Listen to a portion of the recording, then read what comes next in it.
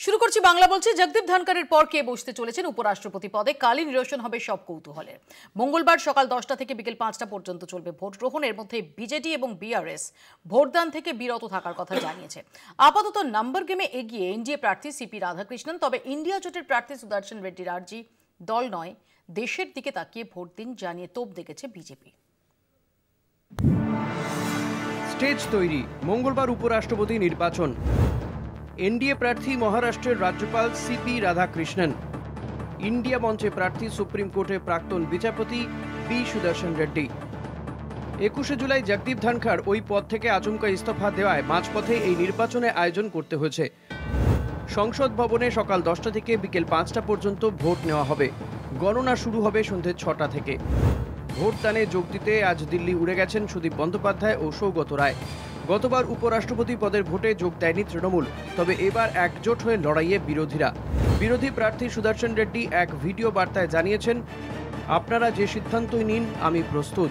দেশ সবার, দেশকে নিরাপদে রাখা দায়িত্ব আমার থেকেও আপনাদের বেশি, কারণ আপনারা সাংসদ। এটা শুধু উপরাষ্ট্রপতি নির্বাচন নয়, এটা দেশের আত্মাকে বাঁচানোর লড়াই। সুপ্রিম কোর্টের প্রাক্তন বিচারপতির এহেন মন্তব্যের তীব্র সমালোচনা করেছে বিজেপি। ये देखिए, देश के सोल को बचाने के लिए वो किससे मिल रहे हैं? लालू प्रसाद से। He is convicted. Justice Sudarshan Reddy, please don't talk of conscience. अंतरात्मा की बात आप न करें, और देश के आत्मा को तो बचाने की बात नहीं करें आप। It is hypocrisy in the extreme.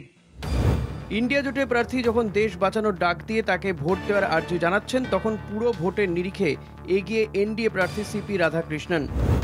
এই মুহূর্তে সংসদে মোট সাংসদদের সংখ্যা 781। জিততে হলে দরকার 391টি ভোট। এনডিএর পক্ষে এখন আছে 425টি ভোট। বিরোধীদের দাবি ক্রস ভোটিংই বদলে দিতে পারে পরিস্থিতি। তবে বিজু জনতা দল ও বিআরএস জানিয়ে দিয়েছে তারা ভোটদান থেকে বিরত থাকবে। बीजू जनता दल ने यह निष्कर्ष लिया है कि हम होने वाले कल के उपराष्ट्रपति जी के चुनावों से हम एब्सटेन रहेंगे। এই পরিস্থিতিতে স্ট্র্যাটেজি ঠিক করতে আজ ইন্ডিয়া জোটের নেতারা বৈঠকে বসছেন। আলোচনায় হাজির থাকবেন 300রও বেশি সাংসদ। কোনো ভোট যাতে বাতিল না হয় তার জন্য মক পোলিং সেশনে আয়োজন করেছে তারা। The opposition MPs have come to discuss the plans for tomorrow, and very positive atmosphere that I can see. Vote যাতে নষ্ট না হয় তার জন্য সাংসদদের প্রশিক্ষণ দিতে ব্যস্ত এনডিও। রবিবার থেকে তাদের শুরু হয়েছে দুদিনের প্রশিক্ষণ শিবির। শিবিরে হাজির হয়েছিলেন খোদ প্রধানমন্ত্রীও। ফলে উপরাষ্ট্রপতি নির্বাচনের ফল যাই হোক, ভোট নিয়ে দু শিবিরই যে একে অপরকে চ্যালেঞ্জ ছুড়ে দিতে প্রস্তুত তা দিল্লির ছবিতেই স্পষ্ট। কলকাতা টিভি। আমাদের সঙ্গে এই মুহূর্তে রয়েছেন তৃণমূল কংগ্রেসের পক্ষ থেকে প্রসূন ব্যানার্জি, বিজেপির পক্ষ থেকে বিমল শঙ্কর নন্দ, কংগ্রেসের পক্ষ থেকে সন্দীপা চক্রবর্তী। কিছুক্ষণের মধ্যেই আমাদের সঙ্গে যোগ দেবেন সিপিআইএম এর পক্ষ থেকে চয়ন ভট্টাচার্য এবং রাজনৈতিক বিশ্লেষক সাংবাদিক সম্বিত পাল। আমি প্রথমে আসি বিমলদার কাছে। বিমলদা, ডেফিনেটলি যদি এখনো পর্যন্ত আমরা সংখ্যার নিরিখে দেখি, সংখ্যার নিরিখে আপনাদের যথেষ্ট স্বস্তিতে থাকার কথা, কিন্তু সত্যি কি সেই স্বস্তিতে থাকতে পারছেন, নাকি কোথাও ক্রস ভোটিংয়ের চোরা স্রোত? বিশেষ করে যেভাবে আমরা দেখতে পাচ্ছি যে এই পরিস্থিতিতে দাঁড়িয়ে ইন্ডিয়া জোটভুক্ত সমস্ত দলই উপরাষ্ট্রপতি নির্বাচন ইস্যুতে এক কাট্টা, এবং তারা যেভাবে তারা সিপি রাধাকৃষ্ণনের বিপক্ষে, তারা বি সুদর্শন রেড্ডিকে যেভাবে তারা প্রজেক্ট করছেন, তারা প্রায় এটাকে একটা নৈতিক লড়াই তার চেহারা দিতে চাইছেন। সেখানে দাঁড়িয়ে কোথাও ক্রস ভোটিংয়ের একটা আশঙ্কা আপনাদের কুড়ে কুড়ে খাচ্ছে। কোথায় খুঁজে পেলে? কুড়ে কুড়ে খাচ্ছে, জিজ্ঞেস করছি। কিচ্ছু কুড়ে কুড়ে খাচ্ছে। আমাদের দেখে মনে হচ্ছে আমরা খুব নার্ভাস হয়ে গেছি। কোনো চ্যালেঞ্জই নেই। এখন ইন্ডিয়া অ্যালায়েন্স যদি সম্মিলিতভাবে প্রার্থী দাঁড় করাতে পারে, they have got every right to do that. গণতন্ত্রে তারা করতেই পারেন। দ্বিতীয় কথা হচ্ছে যে উপরাষ্ট্রপতি পদটা এর আগে আমরা যখন ছোটবেলা বা যখন রাষ্ট্রবিজ্ঞান নিয়ে একটু পড়াশোনা করেছি, চাকরি করেছি, এতটা গুরুত্ব আগে কত পাওয়া যেত না আর কি, মানে এ নিয়ে এত চর্চা কখনো হতো না। বাট রিসেন্টলি সেটা চর্চা হচ্ছে, খুব ভালো কথা। একটা সাংবিধানিক পদ, সেটা নিয়ে চর্চা যদি হয় অসুবিধা কিছু নেই। কিন্তু মেন যে কথাটা হচ্ছে যে বিরোধীরা যাকে প্রার্থী করেছেন তাকে নিয়ে আমাদের কিচ্ছু বলার নেই, তো রিটায়ার্ড জাজ, কিন্তু আজকে তিনি আরেকটি যে কাণ্ডটি গতকাল করে ফেলেছেন সেটা তো মানুষ প্রশ্ন করবে।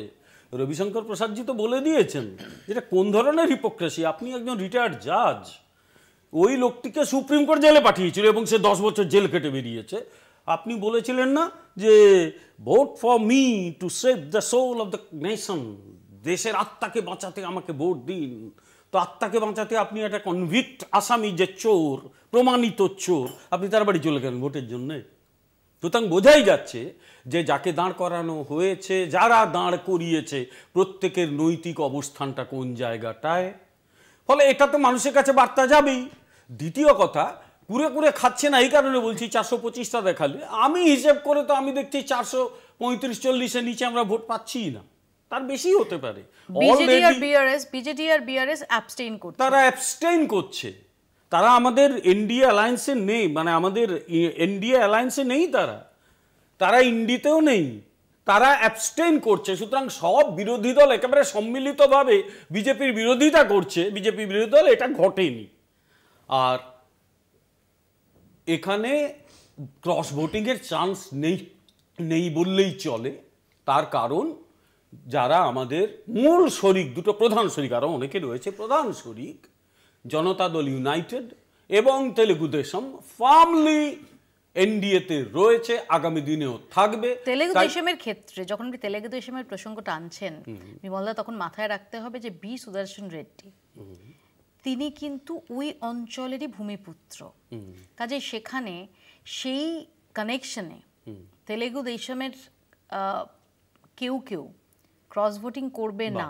খুব ভালো প্রশ্নটা ভালো করেছো। তাহলে তোমাকে উল্টো লজিক আমি বলি, তো তাহলে আমি যদি এই লজিক ধরে নিই, আমি লজিকটা অ্যাকসেপ্ট করছি না, অ্যাকসেপ্ট না করেই বলছি, তাহলে তো তামিলনাড়ু থেকে যিনি দাঁড়িয়েছেন তিনি তামিল ব্যক্তি, রাধাকৃষ্ণনজি, তা তিনি তো নিশ্চয়ই তামিলনাড়ুতে ডিএমকের ঘরে ভেঙে দিতে পারেন। এই লজিক যদি ধরা হয়, আমি জানি না সেটা হবে কিনা, কেউ দিলে ওয়েলকাম। কিন্তু আমি জানি যে আজ পর্যন্ত তেলেগু দেশম যখন আমাদের সঙ্গে ছিল, এর আগেও যখন ছিল, তেলেগু দেশমের ইতিহাস হচ্ছে কখনো এটা তারা করেনি। তারা একসময় এনডিএ ছেড়ে চলে গিয়েছিল, আবার ব্যাক করেছে এবং ফার্মলি আমাদের সঙ্গে রয়েছে। তাই কখনোই এনডিএ আমাদের ছেড়ে চলে যাবে, এনডিএ ছেড়ে তেলেগু দেশম চলে যাবে, তেমন কোনো পরিস্থিতি তৈরি হয়নি। না, আমি তেলেগু দেশম অফিশিয়ালি যাবে এমনটা বলছি না, আমি বলছি তেলেগু দেশমের কেউ তারা ক্রস ভোটিং করতে পারেন কি না। তাহলে ডিএমকে কেউ ক্রস ভোটিং, এই কাউন্টার লজিকটাও ডেফিনেটলি, আমি লজিক দিলে কাউন্টার লজিক দেব, লজিক দিলে কাউন্টার লজিক দেব, কারণ বলি এইবার পলিটিক্যাল সায়েন্সের একজন শিক্ষক হিসেবে লজিকটা ভ্যালিড, এবার পলিটিক্যাল সায়েন্স হিসেবে একটা শিক্ষক, মানে এবার ছেড়ে দাও, আমি বিজেপি মুখপাত্র, আমি রাষ্ট্রবিজ্ঞান একটু পড়াই, সেই সূত্রে বলি যে এই যে তামিল জাতীয়তাবাদ যা স্ট্রং না, সেটা বোধহয় অনেক জাতীয়তাবাদের চেয়ে একটু বেশি। ফলে সেই জাতীয়তাবাদের দ্বারা প্রভাবিত হয়ে কোনো তামিল ক্যান্ডিডেটকে ডিএমকে কোনো কেউ যদি ভোট দিয়ে দেন, আটকাতে পারবে? আমি এখানে চন্দা ইতিমধ্যে আমাদের সঙ্গে যোগ দিয়েছেন, আমি সন্দীপার কাছে আসবো। সেন্স করছি তো যে সন্দীপা, আমরা দেখলাম যে শাসক পক্ষের আবেদন সত্ত্বেও, প্রধানমন্ত্রীর আবেদন সত্ত্বেও ইন্ডিয়া জোট তারা বি সুদর্শন রেড্ডি তাকে প্রতিদ্বন্দ্বিতা করার জন্য তাকে প্রার্থী নির্বাচন করলো। কিন্তু এটা সত্যি যেটা যে এই নৈতিকতার প্রশ্ন তুলে এই ক্যাম্পেইনটা, বা যেটা বলা হচ্ছে যে দেশের জন্য, দেশের আত্মার জন্য বি সুদর্শন রেড্ডিকে ভোট দিন, এগুলো শুনতে যতটা লাগছে, সেগুলো সত্যিই কি কালকে ভোট বাক্সে এফেক্ট করবে? দেখুন মৌপিয়াদি, এখানে না আমি বা বিমলবাবু অতিশয় ভদ্র ব্যক্তি, ভদ্র পার্টির, তো এবার ব্যাপারটা হচ্ছে যে আমরা কেউই অ্যাস্ট্রোলজার নই। ক্রস ভোটিং ডক্টর দ্রৌপদী মুর্মুর সময় 125টা ক্রস ভোটিং হয়েছিল, যেটা আমরা জানি, যেটা আমরা দেখেছি। সুতরাং কোন সময় কি হয়ে যায় আমরা জানি, রাজনীতির ছাত্রী হিসেবে আমি জানি এবং এত বছর ধরে দেখে আসছি যে প্রচণ্ড সম্ভাবনাময়ের একটা জায়গা, প্রচণ্ড সম্ভাবনা আছে এখানে, যে কোনো সময় যা কিছু হয়ে যেতে পারে, এক নম্বর কথা। 2 নম্বর কথা হচ্ছে ডক্টর বি সুদর্শন রেড্ডির জন্য এত কিছু বলছেন বিমলবাবুরা। আচ্ছা, 2013 নাগাদ গোয়ার প্রথম লোকায়ুক্ত কেন ওনাকে সিলেক্ট করা হলো? কিসের জন্য? তখন কার সরকার ছিল 2013-তে গোয়াতে? তখন কে ছিলেন সেখানকার মুখ্যমন্ত্রী? ডক্টর মনোহর পারিক্কর। তো এটা রেকর্ড অন্যরকম কথা বলছে। আর আজকে গিয়ে বিজেপির ওরা ডক্টর বি সুদর্শন রেড্ডির জন্য এই কারেঙ্গা তেন কারেঙ্গা, একে মানবো না তাকে মানবো না, মানে বিজেপির কথাই চলবে না কি? ইন্ডিয়া ব্লকের যা যা মানে আমরা কাকে কি সমর্থন দেব, কাকে চুজ করব, কাকে না না একবারও বিজেপি তো বলছে না যে কাকে সমর্থন দেবে না দেবে, কিন্তু যে প্রসঙ্গগুলো উঠছে যেখানে দাঁড়িয়ে একদম রাজনীতির অঙ্কে যে প্রশ্নগুলো উঠছে সেই প্রশ্নগুলো শাসক শিবির তুলছে, যেভাবে বিরোধীরা তোলে সেইভাবেই। এখানে কোথায় বিজেপি ডিকটেট করছে যে না ইন্ডিয়া জোটভুক্ত যারা তারা কাকে ভোট দেবেন না দেবেন? না, এতক্ষণ ধরে তো বিমল বাবুরা সেটাই বলে গেলেন, এতক্ষণ ধরে এটাই ইঙ্গিত করলেন, এটাই ইঙ্গিত করলেন, এটা না না এক মিনিট, এটাই ইঙ্গিত করলেন বিমল বাবুরা। আমাদের কথা হচ্ছে তাহলে অজিত পাওয়ার থেকে সাংবিধানিক পোস্ট ঠিক আছে ছেড়ে দিন, অজিত পাওয়ার থেকে শুরু করে যাদেরকে নেওয়া হয়েছে, অজিত পাওয়ারকে নাকি চাক্কি পিসিং, এখন বিজেপিতে গিয়ে উনি কোন জিনিসটা পিসিং করছেন তো আমরা দেখতেই পাচ্ছি। একজন আইপিএস অফিসার, মহিলা অফিসারকে যেভাবে ওই মানে ধমকি দিচ্ছেন, এই করছেন, কিন্তু হ্যাঁ হাউ ডেয়ার ইউ, কিন্তু প্রশ্নটা সেখানে থাকলেও প্রশ্নটা অন্য জায়গায়। ব্যাপারটা হচ্ছে যে বিজেপি তার নিজেদের লোকেদেরকে দাবার ঘুঁটির মতো ইউজ করে। কেন বলছি? যে কোনোভাবেই হোক রঞ্জন গগৈকে যে কোনোভাবেই হোক ব্ল্যাকমেল করে নিজেদের আয়ত্তে, নিজেদের মানে ফেভারে রাম মন্দিরের ভার্ডিক্টটা নিয়ে রঞ্জন গগৈকে ex chief justice of India উনাকে যদি রাজ্যসভার সাংসদ করতে পারেন, এবং এই মুহূর্তে যিনি আছেন সিপি রাধাকৃষ্ণন এনডিএ জোটের যে ক্যান্ডিডেট, উনি কয়েকবার গভর্নর রেখে রয়েছেন, সাংসদ হয়েছেন, উনাকে এখন একটা প্রাইস পোস্টিং দেওয়ার চেষ্টা করছেন। তো আমাদের কথা হচ্ছে যে বিজেপি নিজেদের লোকেদেরকে দাবার ঘুঁটির মতো ব্যবহার করে, আর এখন এরা বলছে যে এটা কোথাকার নিয়ম যে সুপ্রিম কোর্টের একজন চিফ জাস্টিসকে আমরা ক্যান্ডিডেট করব ভাইস প্রেসিডেন্টের জন্য। আমি আসবো, আমি বিমল এক সেকেন্ড, আমি একটু বাকি প্রোটেস্ট করতে হবে, কারণ এর মধ্যে যে হিডেন কথাটা রয়েছে কিন্তু ডেঞ্জারাস। রঞ্জন গগৈকে আমরা প্রভাব বিস্তার করে রাম মন্দির মামলায় পক্ষে রাম দিয়েছি, এটা কিন্তু আপনি প্রোটেস্টটা রেজ করলেন, কিন্তু এটা নিয়ে আমরা হ্যাঁ প্রোটেস্টটা রেজিস্টার্ড হলো অবশ্যই, কিন্তু আমরা ওইটা নিয়ে বিস্তারিত আলোচনায় যাব না, কিন্তু অবশ্যই আপনার প্রোটেস্ট রেজিস্টার্ড হলো। আমি প্রসন্দার কাছে আসবো। প্রসন্দা, ফার্স্ট অফ অল হচ্ছে যে আমরা দেখলাম যে আজকে সুদীপ বন্দ্যোপাধ্যায়, সৌগত রায় যারা অসুস্থতা থেকে উঠেছেন তারাও আজকে উড়ে গেলেন। আগামীকাল অভিষেক বন্দ্যোপাধ্যায় যাচ্ছেন, অর্থাৎ তৃণমূল কংগ্রেসের সমস্ত সাংসদ। কারণ এর আগে জগদীপ ধনকরের নির্বাচনের সময় আমরা দেখেছিলাম তৃণমূল কংগ্রেস অ্যাবস্টেইন করার সিদ্ধান্ত নিয়েছিল এবং জানিয়ে বাম এবং কংগ্রেস তারা অনেক প্রশ্ন তুলেছিলেন, কিন্তু এবার যাতে সমস্ত সাংসদের উপস্থিতি সেটা এনশিওর করা যায় সেই জন্য সর্বত চেষ্টা চলছে। অ্যাবসলিউটলি ম্যাট্রিক্সটা সম্পূর্ণ আলাদা, কারণ পুরো বিষয়টা হচ্ছে যে কে তামিলনাড়ু থেকে বিলং করছেন বা কেন্দ্র থেকে বিলং করছেন এই প্যাটার্নটা নয়। আসল বিষয়টা হচ্ছে কনসেন্সের উপর বেস করে যে ভোটটা হবে, তাতে সম্ভবত এনডিএ ব্যবহার করতেই হচ্ছে, বিকজ ভোট তো হয়নি। কারণ এনডিএর যারা শরিক আছেন বিজেপি বাদ দিয়ে তাদেরও কিছু মাত্র কনসেন্স বেঁচে আছে। আপনাকে বুঝতে হবে যে ভারতবর্ষের কনস্টিটিউশনটা যে মিশনারিটা কাজ করে, মোটামুটি বিজেপি সেটাকে সিরিয়াসলি নেয় কিনা সন্দেহ হচ্ছে। জগদীপ ধনকরকে এগেন্স্টে 24 সালে একটা নো কনফিডেন্স এসেছিল, ফেয়ার এনাফ। জগদীপ ধনকর কেন সরলেন? বিকেল পর্যন্ত জাস্টিস যশবন্ত, যার এগেন্স্টে একটা ঘুষের মামলা চলছিল, সেটাকে উনি অ্যাকসেপ্ট করেছিলেন। এই জিনিসটা অ্যালাইনমেন্টে আসেনি। বিজেপির প্রবলেমটা হচ্ছে ঠিক যে শ্রদ্ধা এবং ভক্তি নিয়ে উত্তর কলকাতার ডিস্ট্রিক্ট প্রেসিডেন্ট বেলগাছিয়ার মণ্ডল সভাপতিকে সরিয়ে দেয়, সেই শ্রদ্ধা এবং ভক্তি নিয়েই মোদি ধনকরকে বললেন যে গো, চলে যান। এবার ভদ্রলোক এতটা অপমানিত হয়েছেন যে উনি কংগ্রেসের এমএলএ ছিলেন, সেই কোটায় পেনশন অ্যাপ্লাই করেছেন। বিজেপির অন আ লাইটার নোট প্রসন্দা, এই 21শে জুলাই রাত 9:30টার পর থেকে জগদীপ ধনকরের অপমান নিয়ে আপনারা খুব কনসার্ন হয়ে পড়েছেন। জগদীপ ধনকর যখন এখানে ছিলেন তখন তার একদম কমন একটা কোট ছিল যে আমি অপমানিত হচ্ছি, যেটা নিয়ে তখন ব্যঙ্গ বিদ্রুপ করেছে। এই মুহূর্তে দাঁড়িয়ে অপমানটা খুব বেশি লাগছে। We act as the conscience keeper of the country. পয়েন্টটা হচ্ছে যে মুহূর্তে একটা পোস্ট, ওই পোস্টে যে পোস্টে থাকবেন আমরা সেই পোস্টটা নিয়ে ভাবিত। জগদীপ ধনকরকে বললাম তো বেলগাছিয়ার মন্ডল প্রেসিডেন্টের মতো করে সরানো হচ্ছে, সেখানে মনে হয় ভারতবর্ষের কনস্টিটিউশনকে শ্রদ্ধা করেন প্রত্যেকটা দল, বিজেপির যারা অ্যালায়েন্স আছেন তারাও যারা আছেন, তাহলে তো মুখ দেখাতে হয় কোনো একটা মানুষের কাছে গিয়ে যেটা কি হচ্ছে। একজন টেন্টেড জাজ তার কেন ইমপিচমেন্ট হবে অ্যাকসেপ্ট করার সঙ্গে সঙ্গে মোদির গুস্সা হয়ে গেল। আচ্ছা না, অ্যালবার্ট পিন্টো গুস্সা কিউ আতা হয়? মোদির গুস্সা হলে সবাই শুরু করে অ্যালাইনমেন্টে পৌঁছে যাবার। জগদীপকে সরতে হবে ভাই, বাংলা কথা হচ্ছে এটা, নাহলে জ্ঞানেশ হতে হবে। একরকম বিজেপি যেটা বলছে পুরো জিনিসটাকে একটা পার্টি অফিসে পরিণত করো, এক্সটেন্ডেড পার্টি অফিস। এই কনসেন্স ভোটটা কালকে হবে না, 9 তারিখে যেটা হবে না, আপনি দেখবেন এই সব দক্ষিণ উত্তরের অঙ্ক নয়, এমপিরা তাদের বিবেকের টানে হয়তো এত ক্রস ভোটিং হবে যে সম্ভবত আনফর্চুনেটলি সিপি রাধাকৃষ্ণন একজন পলিটিক্যাল ব্যক্তি, আর আমরা চাই না জানেন তো যে এই ধরনের পোস্টগুলো আর পলিটিসাইজড হোক। এবার একটু অন্যরকম স্বাদ দরকার, এই ব্যক্তি দরকার মিস্টার সুদর্শন রেড্ডির মতো যারা এই পলিটিক্স দুবার কোয়েম্বাটুরের এমপি থেকে একজন সুপ্রিম কোর্টে যায় অনেক বেশি নিউট্রাল। অনেক বেশি আমি চয়নদার কাছে আসবো। চয়নদা, কালকের যে নির্বাচনটা সেটা কি শুধুমাত্র আসলে নাম্বারের হিসেবে যদি আমরা দেখি আপাতভাবে, তাহলে শাসক শিবিরের তাদের হেসে খেলে বেরিয়ে যাওয়ার কথা,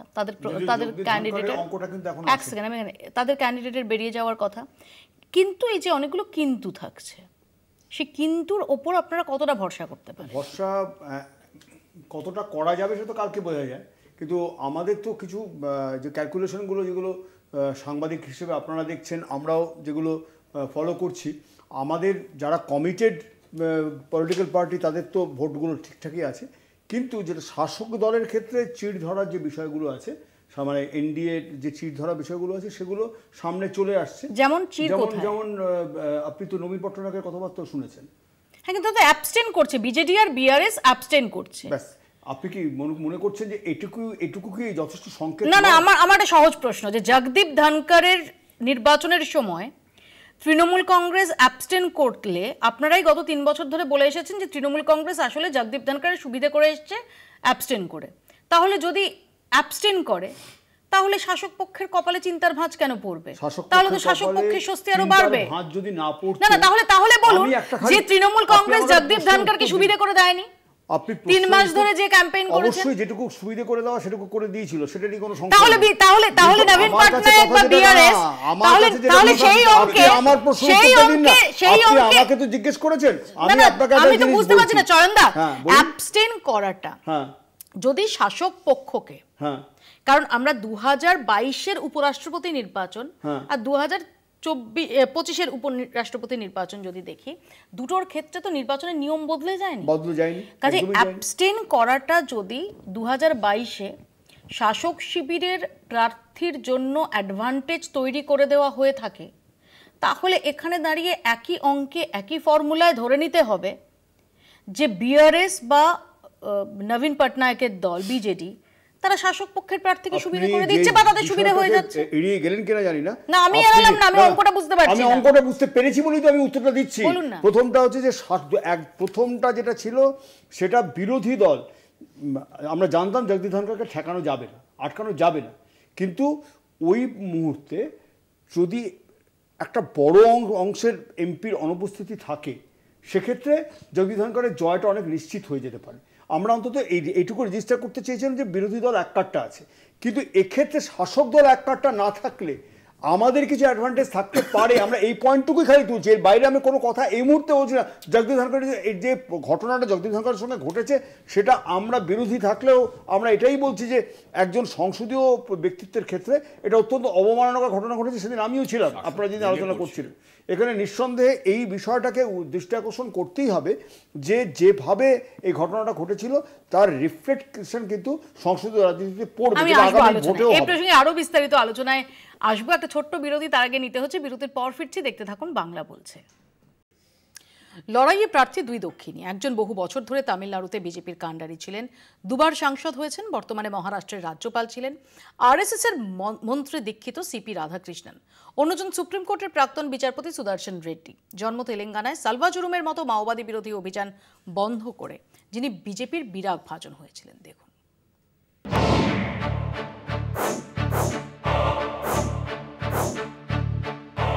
সম্মুখ সমরে 2 দক্ষিণী, একজন এনডিএ প্রার্থী নাম সিপি রাধাকৃষ্ণন, অন্যজন ইন্ডিয়া জোটের প্রার্থী নাম বি সুদর্শন রেড্ডি। একজনের জন্ম তামিলনাড়ুতে, অন্যজনের জন্ম অবিভক্ত অন্ধ্রপ্রদেশে। বিন্ধের ওপারের এই 2 প্রবীণকেই এখন পাশার চাল হিসেবে বেছে নিয়েছে কেন্দ্রের শাসক ও বিরোধী জোট। কিন্তু রাধাকৃষ্ণনকে কেন প্রার্থী করল এনডিএ? বিশেষজ্ঞদের মতে পশ্চিমবঙ্গের মতো তামিলনাড়ুতেও 2026 সালে ভোট, তাই সেখানকার ভূমিপুত্রকে উপরাষ্ট্রপতি করে দক্ষিণে জমি শক্ত করতে চাইছে বিজেপি। প্রথম থেকে রাধাকৃষ্ণন আরএসএস এর সদস্য, দুবার বিজেপি সাংসদ হয়েছেন। 2024 সাল থেকে মহারাষ্ট্রের রাজ্যপাল, ঝাড়খণ্ডেরও রাজ্যপাল ছিলেন। একসময় ছিলেন পুদুচেরির লেফটেন্যান্ট গভর্নর। অতীতে বিজেপির একাধিক গুরুত্বপূর্ণ পদে কাজ করেছেন। উপরাষ্ট্রপতির ভোট যুদ্ধে অনেকটাই এগিয়ে তিনি, তাই জগদীপ ধনখড়ের পর ওই পদে বসার সম্ভাবনা উজ্জ্বল সিপি রাধাকৃষ্ণনের। অন্যদিকে অবিভক্ত অন্ধ্রপ্রদেশের এক কৃষক পরিবারে জন্ম বিচারপতি রেড্ডির। হায়দ্রাবাদের ওসমানিয়া বিশ্ববিদ্যালয় থেকে আইন নিয়ে পাশ করেন 1971 সালে। 2007 সালে তিনি সুপ্রিম কোর্টের বিচারপতি হিসেবে নিযুক্ত হন। সেখান থেকে অবসর নেন 2011 সালের জুলাই মাসে। একজন বিচারপতি হিসেবে তিনি প্রথম উপরাষ্ট্রপতি পদে লড়ছেন। সুপ্রিম কোর্টের বিচারপতি থাকার সময় তিনি মাওবাদীদের পক্ষে রায় দেন, বন্ধ করে দেন সালুয়া জুড়ুমের মতো অভিযান। এ নিয়ে বিজেপির নিশানায় ছিলেন তিনি। তাকে মাওবাদীদের সমর্থক বলেও দাগিয়ে দিয়েছে গেরুয়া বাহিনী। উপরাষ্ট্রপতি পদে লড়াইয়ের আগে এক ভিডিও বার্তায় বিচারপতি রেড্ডি জানিয়েছেন, দল নয়, দেশকে বাঁচাতেই আমাকে ভোট দিন, দেশের আত্মাকে বাঁচান। এ নিয়ে তোপ দেখেছে বিজেপিও। লালু প্রসাদ যাদবের মতো একজন দোষীকে নিয়ে যিনি ফটো তোলেন, তিনি কিভাবে দেশের আত্মাকে বাঁচানোর ডাক দেন তা নিয়ে প্রশ্ন তুলেছেন বিজেপির বর্ষীয়ান নেতা রবিশঙ্কর প্রসাদ। এই চাপানুতরের মধ্যেই বিরোধীরা উপরাষ্ট্রপতির লড়াইকে সংবিধানের লড়াই হিসেবে উল্লেখ করেছেন। তাদের অভিযোগ, এসআইআর থেকে ভোট চুরি নিয়ে যেভাবে সংবিধানের খেলাপ করেছে মোদী সরকার, তার জবাব দিতেই ঐক্যবদ্ধ হয়েছে ইন্ডিয়া মঞ্চ। শাসক দলকে বার্তা দিতেই তাদের এই লড়াই। কলকাতা টিভি। আমাদের সঙ্গে সরাসরি রয়েছেন সম্বিত পাল। আমি সম্বিতের কাছে যাব। সম্বিত, যেটা নিয়ে আমরা আলোচনা করছিলাম, যে যদি সংখ্যার নিরিখে আমরা দেখি এবং এই দুটো তথ্য হাতে রেখে যে বিজেডি এবং বিআরএস তারা অ্যাবস্টেন করার সিদ্ধান্ত নিয়েছে, তাহলে সিপি রাধাকৃষ্ণনের দুশ্চিন্তার কোনো কারণ হওয়ার কথা নয়। কিন্তু কালকে নিয়ে তোমার কি মনে হয় যে বিষয়টা কি এতটাই কেক ওয়াক হতে চলেছে শাসক পক্ষের প্রার্থীর জন্য, নাকি কোনো সারপ্রাইজ এলিমেন্ট থাকলেও থাকতে পারে? দেখো, মানে সারপ্রাইজ এলিমেন্ট থাকলে সেটা থাকবে অপোজিশনের পক্ষ থেকে। কেক ওয়াক হবে কি হবে না, এখন সংখ্যার বিচারে যদি আমরা দেখি তাহলে মনে হতে পারে যে এটা এক ধরনের কেক ওয়াক হওয়া উচিত এনডিএর ক্যান্ডিডেট সিপি রাধাকৃষ্ণন তার পক্ষে। কারণ দুই কক্ষ মিলিয়ে, লোকসভা এবং রাজ্যসভা মিলিয়ে যে সংখ্যা বিজেপি এবং এনডিএর হাতে রয়েছে, তাতে করে সিপি রাধাকৃষ্ণন যদি সব ভোট তিনি পান এবং ফার্স্ট প্রেফারেন্স ভোট তিনি যদি পান, তাহলে তার জিতে যাওয়ার কথা। টেনশন বরঞ্চ অপোজিশন শিবিরে হওয়া বেশি উচিত। সেটার কারণ অনেকগুলো, যেটা নিয়ে আলোচনা হচ্ছেও বিভিন্ন ভাবে। সেটা হচ্ছে যে ক্রস ভোটিং যাতে না হয়, তাদের যে সংখ্যা রয়েছে সেই সংখ্যাটা যাতে অটুট থাকে। কারণ এই ধরনের লড়াইতে, এটা অসম লড়াই, এটা এক ধরনের, সেইখানে অপোজিশন যে শিবির, বিরোধী শিবির, তাদের লক্ষ্যই থাকে যে তাদের যে ভোটটা, তাদের যে নাম্বার, সেইটা যাতে একসাথে থাকে এবং সেইটাতে যাতে কেউ ভাঙন না ধরাতে পারে। সেইটা যদি করতে পারে তাতেও এক ধরনের নৈতিক জয় হয়, যদিও যদি হেরে যান বিরোধী প্রার্থী হিসেবে সুদর্শন রেড্ডি, ফর্মার জাস্টিস। তো সেইটা, এবং আমরা এর আগেও দেখেছি যে 10-15টা ভোট ইনভ্যালিড এসে হয়ে যায়, লাস্ট মোমেন্টে কেউ অ্যাবস্টেন করে। তৃণমূল কংগ্রেস গতবার যখন জগদীপ ধনখড় ভাইস প্রেসিডেন্ট নির্বাচিত হন তখন তারা অ্যাবস্টেন করেছিল। এবারে বিআরএস এবং বিজেডি তারা অ্যাবস্টেন করবে বলছে। সেগুলো একটা নোন এখন জানা যাচ্ছে। কিন্তু মেইন চ্যালেঞ্জ কিন্তু হচ্ছে বিরোধী শিবিরের, যে তাদের যে নাম্বার সেইটাতে যেন কোনো ভাঙন না ধরে। এবং এনডি অবভিয়াসলি চাইবে যে সংখ্যাটা তাদের হাতে রয়েছে সেইটা যাতে তারা পান। কারণ একটা জিনিস দেখতে হবে যে জগদীপ ধনখড় হন বা তার আগে ভেঙ্কাইয়া নাইডু, তারা এবং সম্ভবত ভৈরব সিং শেখাওয়াত, আমি এক্স্যাক্টলি নাম্বারটা মনে করতে পারছি না এই মুহূর্তে, তারা কিন্তু প্রত্যেকেই প্রায় 500-র ওপরে ভোট পেয়েছিলেন। এবং সেইটা কিন্তু সিপি রাধাকৃষ্ণন এবারে পাবেন না বলেই ধরে নেওয়া হচ্ছে, এনডিএর যে নাম্বার আছে সেইটা ধরে। তো তাদের কাছে ওটাও চ্যালেঞ্জ যে তাদের যে নাম্বারটা রয়েছে সেইটা যাতে অটুট থাকে।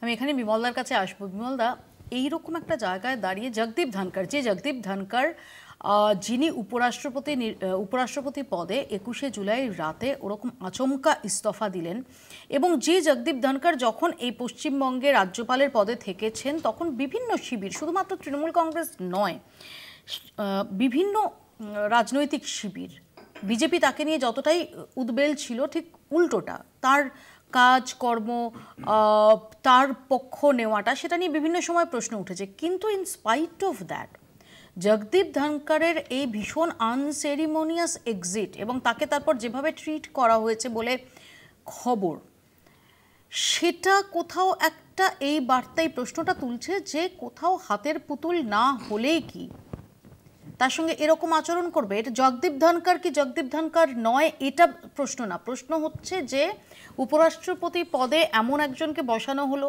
যিনি পশ্চিমবঙ্গে রাজ্যপাল থাকাকালীন তিনি ভীষণ রকমভাবে এ রাজ্যের যারা বিরোধী পক্ষ তাদের দিকে যায়, তাদের ফেভারে যায়, এরকম অনেক পদক্ষেপ নিয়েছেন। তাকে যখন উপরাষ্ট্রপতি পদে বসানো হলো, সেই সময়টা যেই সময় একাধিক গুরুত্বপূর্ণ বিল পাশ হয়ে গেল, রেকর্ড সংখ্যক সাংসদ তাঁরা সাসপেন্ডেড, এহেন জগদীপ ধনকর চক্ষুশূল হয়ে গেলেন, যদি আমরা জাস্টিস ভার্মার ইস্যুটাই ধরি বা অন্য যে কোনো অজানা কারণে যে মুহূর্তে চক্ষুশূল হলেন সেই মুহূর্তে এরকম একটা অসম্মানজনক ট্রিটমেন্ট, না প্রথম এটার প্রভাব ভোট বাক্সে পড়বে না তো? জগদীপ ধনকর আমাদের চক্ষুশূল হয়েছিল এটা আপনি কে বলুন? হঠাৎ করে এরকম আমি উত্তর তো উনি যখন রেজিগনেশন লেটার লিখেন, আমি একটু বলি বিমলদা, 21শে জুলাই আমি যদি খুব ভুল না করি রাত 9:30 নাগাদ, 1 সেকেন্ড, তিনি 9টা থেকে 9:30টার মধ্যে তিনি মানে প্রকাশ্যে এসেছে এই খবরটা। সেদিন 3:53 তার দুদিন পরে 23শে জুলাই তার রাজস্থান সফরের আইটিনারি সেটা উপরাষ্ট্রপতির অফিস থেকে সেটা রিলিজ করা হয়েছে এবং স্বস্তির কথা, ভগবান না করুন তার এমন কোনো ভয়ঙ্কর শারীরিক পরিস্থিতি, শারীরিক অবস্থা ওই 6 ঘন্টার মধ্যে ঘটেনি যেটার কারণে তাকে 6 ঘন্টার মধ্যেই ডিসিশন নিতে হয়। এই ঘটনা প্রবাহ 3:53 আগে অবধি তার ইস্তফার কোনো রকম ইঙ্গিত ছিল না তার নিজের কাছেই। এই ঘটনা প্রবাহ অলরেডি বোধহয় যারা খবর রাখে তাদের মুখস্থ হয়ে গেছে, নতুন করে না বললেও চলতো, সবাই জানে এটা। 3:53 মিনিট 20 সেকেন্ড এগুলো সবাই জানে, এগুলো জিজ্ঞেস করে সবাই বলে দেবে। আমি সেই আলোচনা করছি, আমি শুধু নেপথ্যের রহস্য তাহলে ব্যোমকেশ বক্সিকে আনতে হবে। আমি তো ব্যোমকেশ বক্সি নই, আমি সাধারণ রাজনৈতিক কর্মী, তাই সেই রহস্য খুঁজতে যাব না। আমি শুধু এইটুকু বলবো, জগদীপ ধনকর তার পদত্যাগপত্রে যা যা লিখেছেন আমি সেটাকেই অ্যাকসেপ্ট করছি, কিন্তু তার সঙ্গে এটাও আমি বলি, when he was the governor of West Bengal, আমি শ্রদ্ধার সঙ্গে জগদীপ ধনকরকে স্মরণ করি। কারণ অন্তত একটা জায়গা আমার মন ছুঁয়ে গেছিল তার যে ভূমিকা।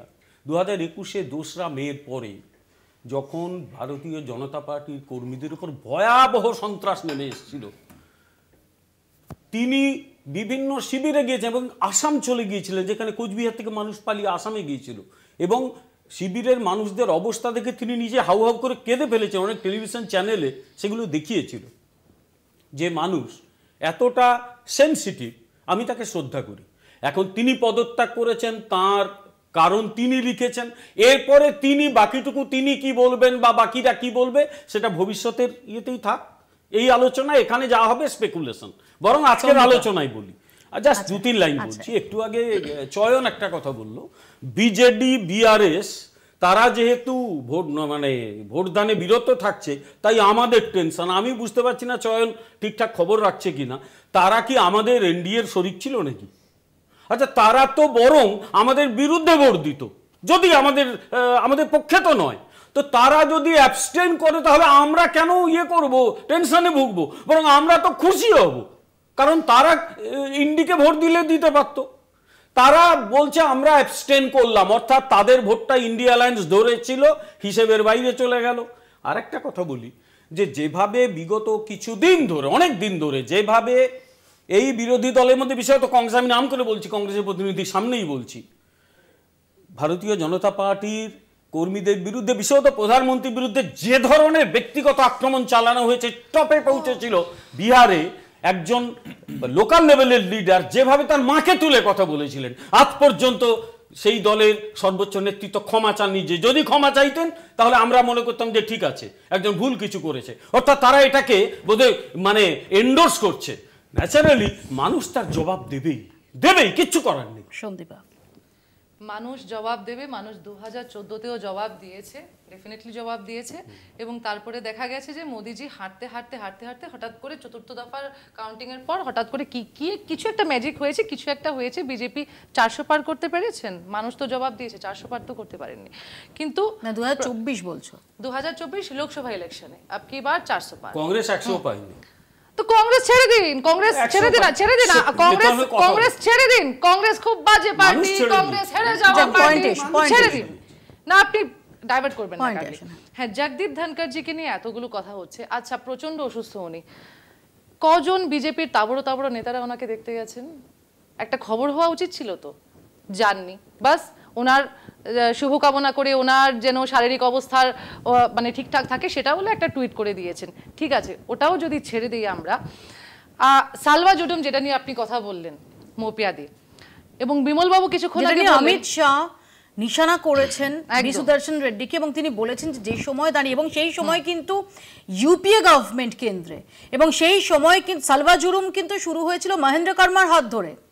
সালভা জুরুম যে সময় ভীষণ রকমের এফেক্টিভ, সেই সময় কেন্দ্রে ইউপিএ সরকার, কেন্দ্রীয় স্বরাষ্ট্রমন্ত্রী পি চিদাম্বরম, এবং পি চিদাম্বরম এই মাওবাদী দমনের যে মোমেন্টাম আনার জন্য তিনি সর্বত প্রয়াস করে গেছেন।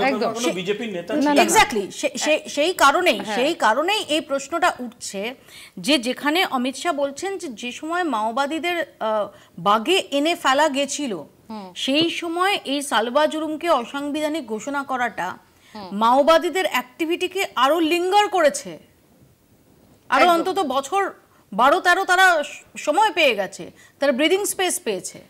হ্যাঁ, এখানে মৌপিয়াদি আমি ডেফিনেটলি আপনাদের কাছেও আছে সেটা, যে 4-5 পাতার যে ফাইলটা 2007 থেকে 2025 অব্দি এই সালভা জুডুম নিয়ে এখনো সেটা চলছে, সেগুলোর ভার্ডিক্ট 24 জন জাজ, 24 জন জাজি এতগুলো বছরে এই সালভা জুডুম যে মানে পদক্ষেপটা নেওয়া হয়েছে, 24কে 24 জন জাজি সেটার বিরোধিতা করেছেন, তারা এটাকে আটকে দিয়েছেন। 2011তে তো ইনি ছিলেন, তার সাথে আরেকজন ছিলেন, হ্যাঁ আরেকজন ছিলেন, তারপর প্যানেলে সালভা জুডুম শুরু হয়েছিল মহেন্দ্র কর্মার হাত দিয়ে, এবং তোমার মনে থাকবে 2013 মহেন্দ্র কর্মা কংগ্রেস নেতা ছিলেন।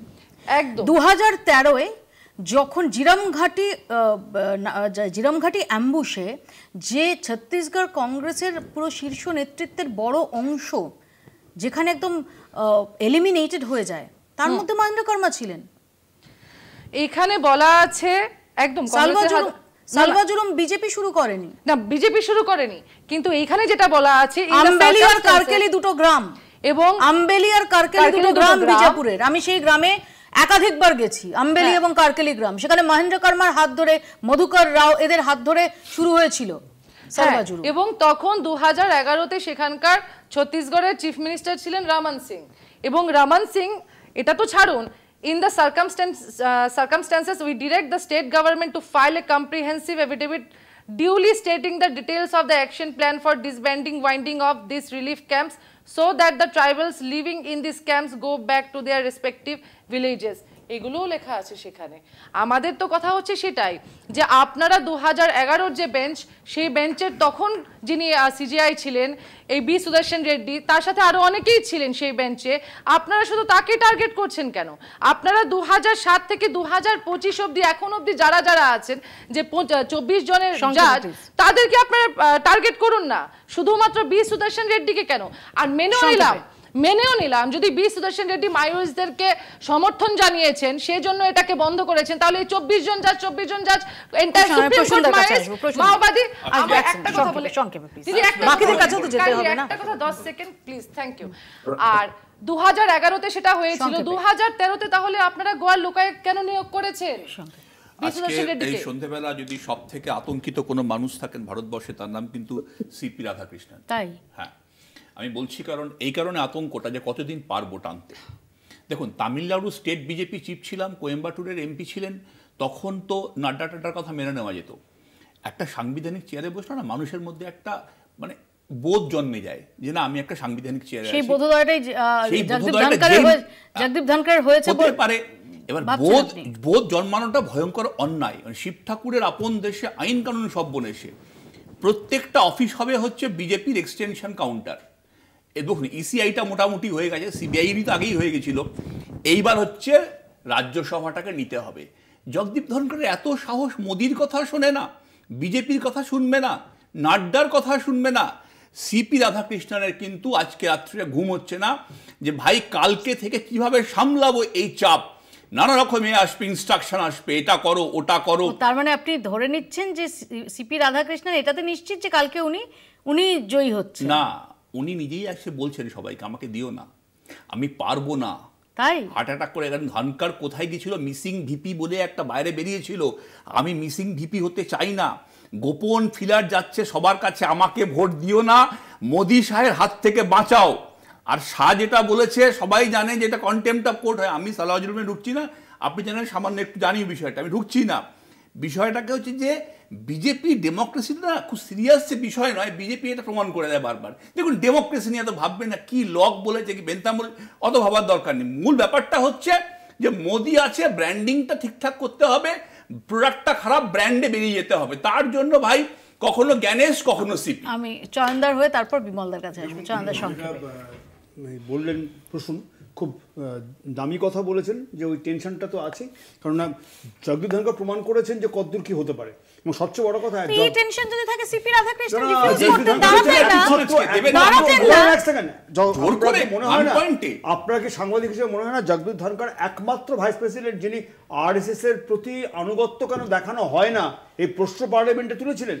তারপরেও ওই রকম অবস্থা, এবং একজন নিখাদ আরএসএস কর্মীকে এই মনোনয়ন দিয়ে আরএসএস এর প্রতি মোদি তার আনুগত্য প্রকাশ করলেন, কিন্তু এই আরএসএস এর প্রতি আনুগত্য সংসদীয় স্ট্রাকচারে কিন্তু এর পক্ষে মানে রাধাকৃষ্ণের পক্ষে সবসময় নিঃস্ব হয়ে যাবে। আর কতদিন ভাইস প্রেসিডেন্টের নমিনেশন ফাইল করা হচ্ছে কার হাত দিয়ে? হচ্ছে নরেন্দ্র মোদির হাত দিয়ে। এটা আমরা সবাই দেখেছি, নিজের হাত দিয়ে নিজের নমিনেশনটা দিতে পারছেন, বলে দিচ্ছে সাবধান, নিজের কাল থেকে পরাধীন বলে দিচ্ছে। ভয়ঙ্কর, এটা তো ভয়ঙ্কর স্কুপ বিমলদা, যে সিপি রাধাকৃষ্ণন নাকি জনে জনে ফিলার পাঠাচ্ছেন যে আমাকে বাবা ভোট দিও না। সব শুনে যদি হাসতে শুরু করে আমার কিছু বলার, আমি লোককে দোষ দিতে পারি না। আমি হাসছি অল্প, হাসো সবাই, আরো বেশি হাসছে, উল্টো দিকে জিজ্ঞেস করলো লোকজন হাসছে। দ্বিতীয় হচ্ছে সিপি রাধাকৃষ্ণনের ফোন ট্যাপ হচ্ছে কিনা জানি না, পশ্চিমবাংলাতে আমরা ওটা সেফ থাকি না, লোকের সঙ্গে আমরা যখন কথা বলি আমরা হোয়াটসঅ্যাপে কথা বলি, কারণ আমরা ভয় পাই ট্যাপ হতে পারে, ওই জন্য বলি হোয়াটসঅ্যাপে। ওনার ফোন ট্যাপ হচ্ছে কিনা এটা একটা দেখার। থার্ড যেটা, সেটা হচ্ছে লাস্ট কথাটা বলি, থার্ড হচ্ছে যে সাংবিধানিক পোস্টে বসলে বোধ জন্মায়, ডেফিনেটলি আমি এই স্টেটমেন্টটাকে সাপোর্ট করি। বাট সেই বোধের একটু যদি পশ্চিমবাংলায় দেখতাম না, তাহলে চারিদিকে এত অবোধেরা ঘুরে বেড়াতো না। এই চারিদিকে পশ্চিমবাংলায় এত অবোধের জন্ম দিয়েছে যারা সাংবিধানিক পোস্টে বসে সংবিধান মানে না, যারা চোরেদের বাঁচাতে মন্ত্রিসভায় প্রস্তাব পাশ করে হাতে সংবিধান নিয়ে শপথ নিয়ে, তাদের কাছ থেকে বোধ শুনতে হবে, আমাকে সংবিধান শুনতে হবে। I am the last person to accept it. I am sorry, এই ধরনের যুক্তি আমি দিই না। আমি এগুলো আলোচনাই করছি না, কারণ কালকে আমরা দিচ্ছি, ওসব ছেড়ে দিলাম। আমি বোধের কথা আলোচনা করলাম। এত অবোধ পশ্চিমবাংলায় চারদিকে দেখছি তো। যদি 56 দিন জেল খাটা সোহরাবুদ্দিন মামলার আসামি অমিত শাহ থাকতো, আর আগেক্ষণ স্টেট ডাউন করে অনেক হবে, ওয়েট করতে হবে। 100-200 জেল থাকবে, 56 দিন জেল খাটবে।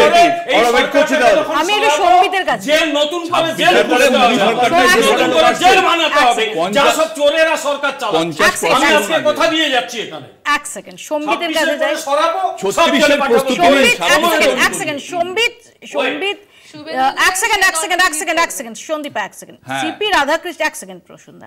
সম্বিত, সিপি রাধাকৃষ্ণন তিনি অনায়াসে জিতবেন কিনা, তাকে কতটা প্রতিদ্বন্দ্বিতা বি সুদর্শন রেড্ডি দিতে পারবেন, এই সমস্ত কিছুর উত্তর তো ভোট হলে পাওয়া যাবে। কিন্তু আমার তোমার কাছে এটাই প্রশ্ন যে এক্ষেত্রে আমরা এর আগেও দেখেছি 2022-এ উপরাষ্ট্রপতি পদে নির্বাচন নিয়ে তখনও যে ইন্ডিয়া জোটের সলতে পাকানো হচ্ছিল, তখনও ইন্ডিয়া জোট নামে সেটা স্পষ্টভাবে রূপ পায়নি, তার অনেক পরে 2023-এ পেয়েছে।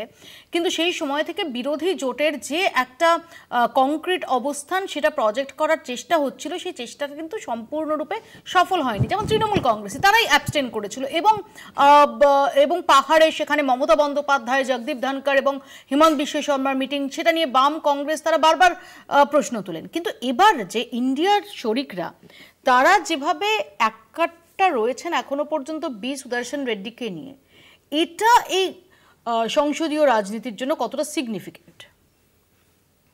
না, এটাই সিগনিফিকেন্স একমাত্র। আমি সেটাই প্রথমেই বলার চেষ্টা করছিলাম যে যদি বিরোধীরা এক কাট্টা থাকতে পারে এবং তাদের যে নাম্বারস, যে যতজন এমপি রয়েছে তাদের সবার ভোট যদি সত্যিই সুদর্শন রেড্ডি পান, এমনকি আপ যারা ছেড়ে গেছে, এনডিএ ছেড়ে দিয়েছে বলে দাবি করেছে, তারাও বি সুদর্শন রেড্ডিকে ভোট দেবে বলে দাবি করেছেন, অ্যাটলিস্ট অরবিন্দ কেজরিওয়াল সেটা বলেছেন।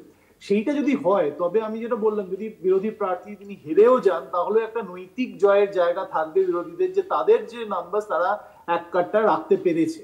সেইটা পারবে কি পারবে না, সেটা একটা সবচেয়ে বড় চ্যালেঞ্জ। এবারে ইন্ডিয়া জোটের এতে কতটা সুবিধে হবে, লাভ হবে না হবে, সেটা বলা খুব মুশকিল, কারণ ইন্ডিয়া জোটটা একটা সোনার পাথর বাটির মতো হয়ে গেছে অলরেডি।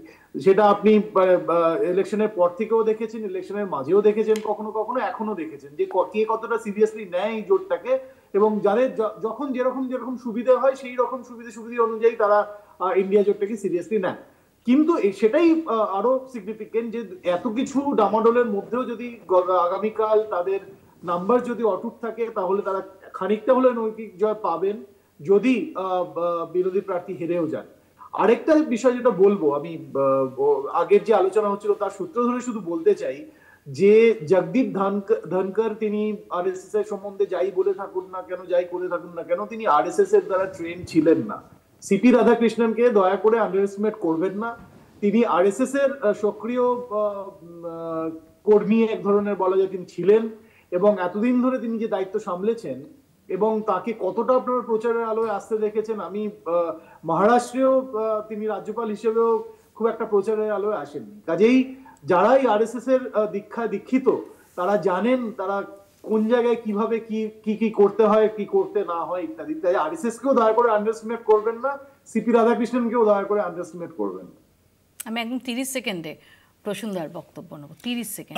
প্রথমেই বলছি যে প্রথমে বলছি যে আমরা মনে করি যে এই যে লড়াইটা আমরা লড়ছি ঐক্যবদ্ধভাবে, এটা ভারতবর্ষের গণতন্ত্রকে বাঁচিয়ে রাখার জন্য আমরা লড়ছি। আমরা কনফিডেন্ট যে ভারতবর্ষের গণতন্ত্রপ্রিয় সমস্ত মানুষ এবং তাদের যারা প্রতিনিধি আছেন বিজেপি বাদ দিয়ে, তারা প্রত্যেকেই বি সুদর্শন রেড্ডিকেই সমর্থন করবেন, কারণ এই লড়াই শুধুমাত্র একটা নৈতিক লড়াইয়ের ওপর কিন্তু বারবার বিরোধীরা তারা জোর দিচ্ছেন, বিশেষ করে এই এসআইআর আবহে, এই ভোট চুরি বিতর্কের আবহে। আর যদি বুঝে উঠতে পারলুম না নৈতিক জয়টা কাকে বলে, এটা নিয়ে একটা নতুন ডেফিনিশনাল কিছু একটা ব্যাপার থাকবে। এক, দ্বিতীয় কথা হচ্ছে একটা বিষয় স্পষ্ট হয়ে গেছে, আমাদের বিরুদ্ধে বিশেষত চয়নরা খুব বলে না আমরা নাকি তৃণমূলের সঙ্গে আন্ডারস্ট্যান্ডিং করি ইত্যাদি ইত্যাদি। একটা বিষয় তো understanding is clear, Congress CPM Trinamool এক জায়গায়। সুতরাং সিপিএমূল আমরা বলি, তার সঙ্গে যদি মানে কেউ জুড়ি, কংগ্রেসকেও জুড়ি, কংগ্রেস সিপিএমূল কিছু একটা হতে পারে, আমরা খুশি। না, এটা তো আমরা ওই চুপি চুপি হিমন্ত বিশ্ব শর্মা, মমতা ব্যানার্জি, জগদীপ ধনকরের মতন পাহাড়ের চড়ে গিয়ে মিটিং করিনি। আমরা তো যা ইন্ডিয়া মিটিং করেছি, ইন্ডিয়া ব্লকের মিটিং করেছি, খুলেআম করেছি, ক্যামেরার সামনে করেছি, মিডিয়ার সামনে করেছি। এটা নিয়ে আবার নৈতিকতা নীতির যারা আছে, বিজেপির নীতি কথা বলে কিছু আছে? বিজেপির নীতি